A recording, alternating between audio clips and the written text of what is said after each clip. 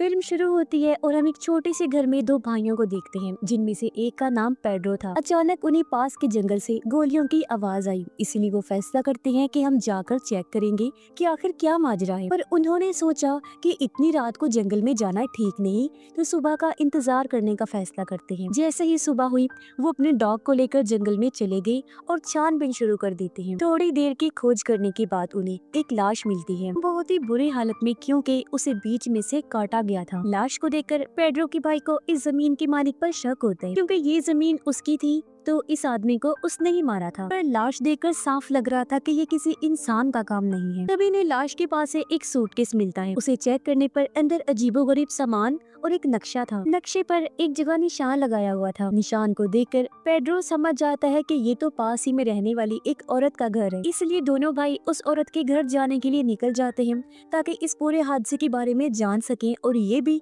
कि ये मरने वाला आदमी कौन था। औरत के घर पहुंचकर जब इन्होंने पूछा तो पता चला कि वो आदमी दरअसल एक क्लीनर था, जिसे वैसे तो आमतौर पर प्रीस्ट कहते हैं, पर मूवी में उसे क्लीनर कहा गया है, जो इवल यानी कोई बुरी ताकत जैसे डीमन, शैतान वगैरह भगाने का काम करती। औरत कहती है कि मैंने उस क्लीनर को इसलिए अपने घर बुलाया था ताकि वो मेरे बेटे को खत्म कर सके, क्योंकि मेरा बेटा पिछले काफी टाइम से एक रॉटन बन चुका है, यानी उसका जिस्म पूरी तरह सड़ चुका है। दरअसल उसे एक इवल स्पिरिट, किसी बुरी ताकत जैसे कि डीमन वगैरह ने पोजेस्ट कर लिया था, यानी अपने कंट्रोल में कर लिया था। इस वजह से उसका जिस्म काफी मोटा हो गया था, तो ऐसा जिस्म रॉटन बन जाता है जो बस बिस्तर पर ही पड़ा रहता है और उसमें से पस निकलती रहती है, क्योंकि शैतान के कंट्रोल में आने से वो आदमी कुछ करने के काबिल नहीं रहता। और इवल शैतान उस इंसान को तब तक तड़पाता रहता है जब तक कोई क्लीनर या कोई और इंसान उसे मार ना दे। पर अगर कोई दूसरा इंसान इस रॉटन को खत्म करता है तो वो इवल आत्मा उस मारने वाले इंसान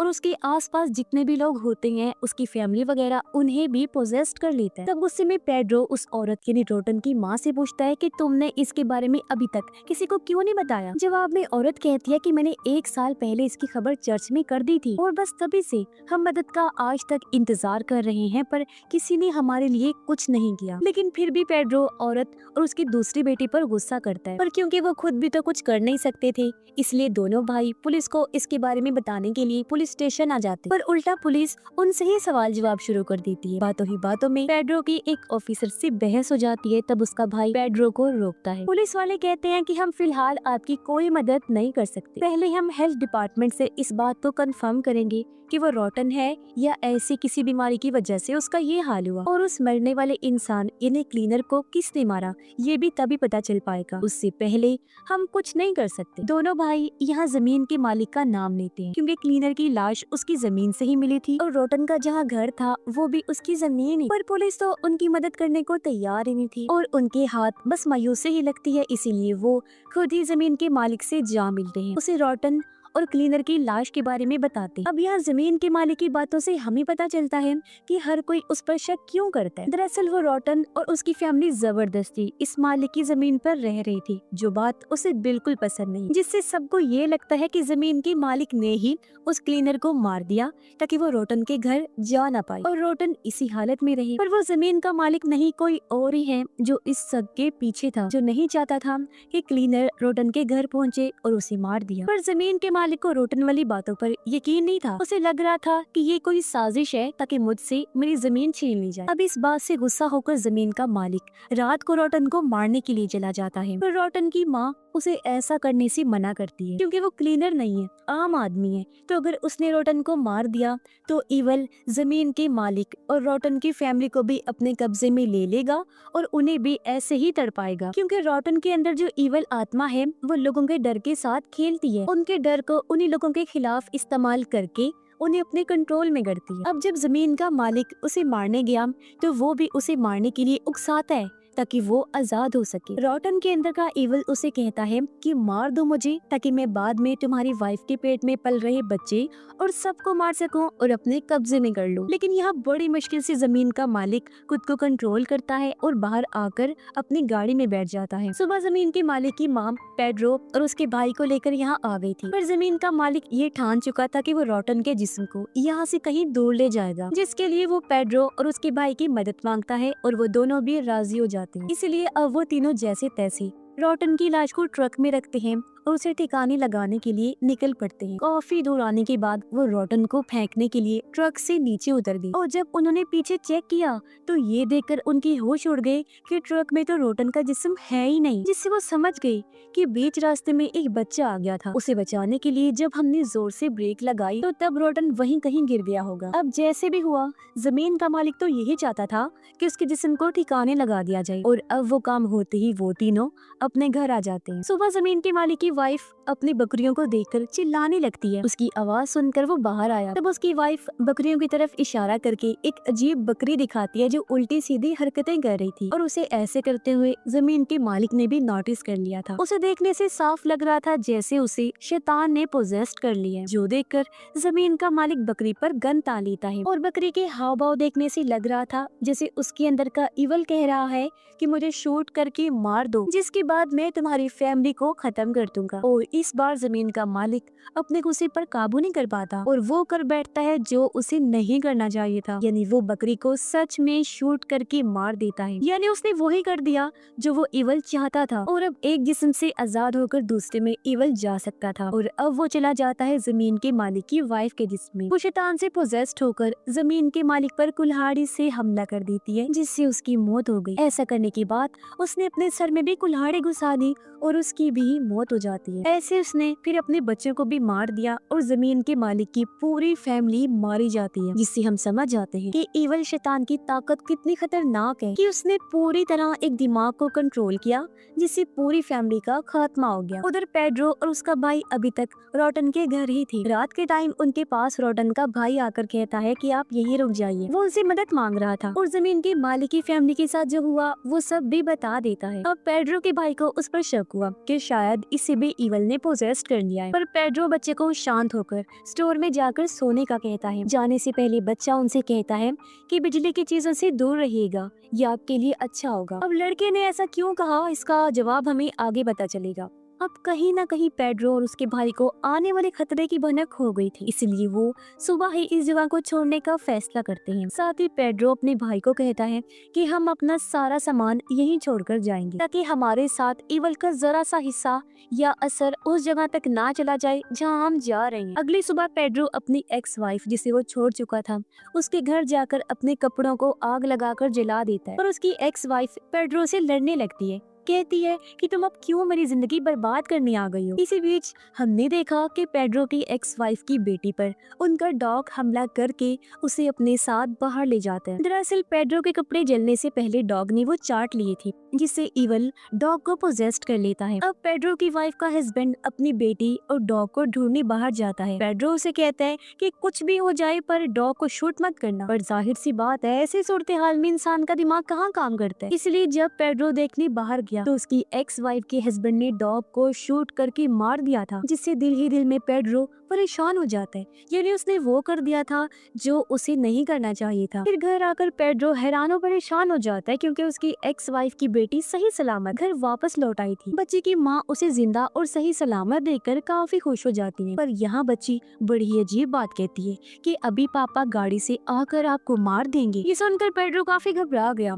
वो गैराज से गाड़ी लेकर अपने दोनों बेटों को गाड़ी में बिठाता है और यहाँ से निकलने वाला होता है, पर तभी उसने देखा कि मेरी एक्स वाइफ का हस्बैंड गाड़ी लेकर आया और उसने उसकी वाइफ को टक्कर मार दी, जिससे ऐसा लग रहा था कि वो मारी गई। पर ये चीज देखकर बच्ची घबराई नहीं बल्कि हंसने लगती है क्योंकि बच्ची को भी इवल ने पोजेस्ट कर लिया था। फिर उसके डैड को किया और उसने अपनी वाइफ को भी मार दिया था, जो देखकर पेड्रो अपने बेटों को लेकर फौरन निकल गया और अपनी मॉम के घर आ जाता है, जहाँ उसका भाई भी पहले से ही आ चुका था। और अब पेड्रो अपनी माँ और भाई को भी गाड़ी में बिठाता है और टाउन से निकलने के लिए वो लोग निकल पड़ते। रास्ते में पेड्रो का बेटा अपनी दादी को कहता है कि हमें पोजेशन और पोजेस्ट होने के बारे में तो बताएं। तब दादी कहती है कि इस पोजेशन और पोजेस्ट हुए जिस्म से बचने के 7 असूल हैं। पहला ये कि आपको बिजली की चीजों से दूर रहना है, यानी वही बात जो रोटन के भाई ने भी कही थी, तो इसकी वजह ये थी। दूसरा असूल है जानवरों से दूर रहें। तीसरा कि पोजेस्ट हुए इंसान की ऐसी किसी भी चीज को इस्तेमाल ना करें जो उसे सबसे ज्यादा प्यारी हो। चौथा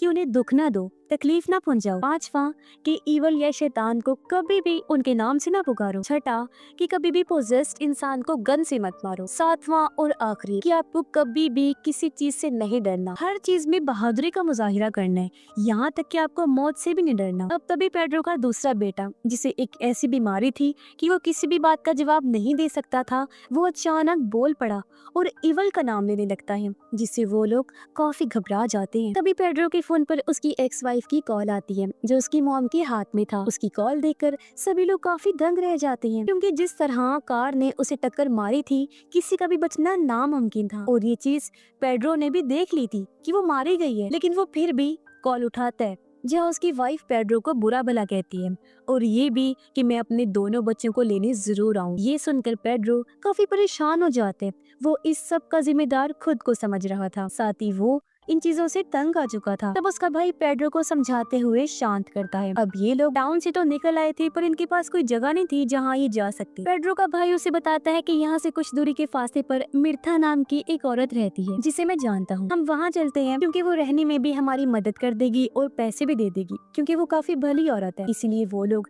मिर्था के घर जा पहुँचे, जो एक क्लीनर भी रह चुकी है, और आज भी वो सारे असूलों पर अमल करती। वो इन्हें अपने घर में रहने की इजाजत दे देती है। पेड्रो का भाई मिर्था को भी वो सब बता देता है जो अब तक इनके साथ हो चुका था। इसी बीच हम पेड्रो और उसके भाई को भी आपस में बात करते हुए देखते हैं, और हमें अंदाजा हो जाता है कि उन दोनों भाइयों में बहुत प्यार है। अब आधी रात को पेड्रो की वाइफ वहाँ आई। वो उसके छोटे बेटे को लेकर बालकनी से कूद जाती है। पेड्रो ने भी उसे देख लिया था, उसे रोकने से पहले ही वो कूद चुकी थी, और जब चेक किया गया तो वो गायब हो चुकी थी। इसलिए पेड्रो को अपने छोटे बेटे की फिक्र होने लगती है। अब मिर्था, जो क्लीनर होने की वजह से ईवल या पोजेस्ड को देख सकती थी, वो पेड्रो के बड़े बेटे को देखकर समझ जाती है कि ये भी पोजेस्ड हो चुका है। वो बताती है कि ईवल इसके जिस्म में घुस गया है, पर क्योंकि ये ऐसा बच्चा है जो चुप रहता है, बोलता नहीं, तो इस वजह से ईवल अभी तक इसके दिमाग को कंट्रोल नहीं कर पा रहा। इस वजह से ईवल बस इसके अंदर कैद है। इसके बाद मिर्था अपने सारे क्लीनिंग के सामान को इकट्ठा करती है, यानी हथियार और जरूरी सामान, और कहती है कि हमें रोटन को खत्म करना ही होगा। पर पेड्रो का भाई कहता है,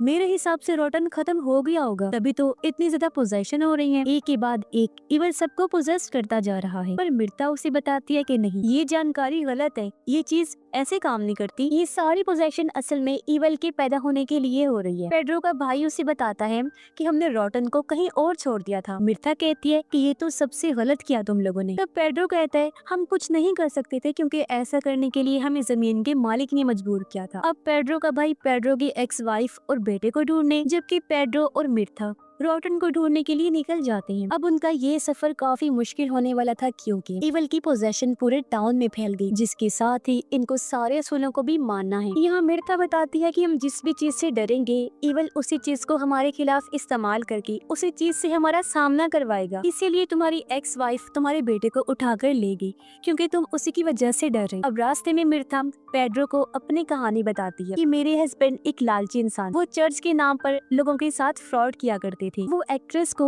अपने काम के लिए हायर करके उनसे रोटन और ईवल की एक्टिंग करवाया करती थी। पर इसी बीच एक दिन असली पोजेस्ड वहाँ पर आ गया, जिसके बाद वो सुधर गई और उन्होंने क्लीनिंग शुरू कर दी, क्योंकि उनका पोजेशन ईवल और रोटन पर यकीन बन गया था कि वो होते हैं, और उन्हें डर भी लगने लगा था। फिर एक दिन मेरे हस्बैंड क्लीनिंग करने गए, पर लौट कर कभी वापस नहीं आए। और हाँ, आप ईवल या पोजेस्ड इंसान से दूर भी जा सकते हैं, इतना दूर कि आपको खुद भी पता ना हो कि आप कहाँ आ गए, जैसे कि मैंने किया।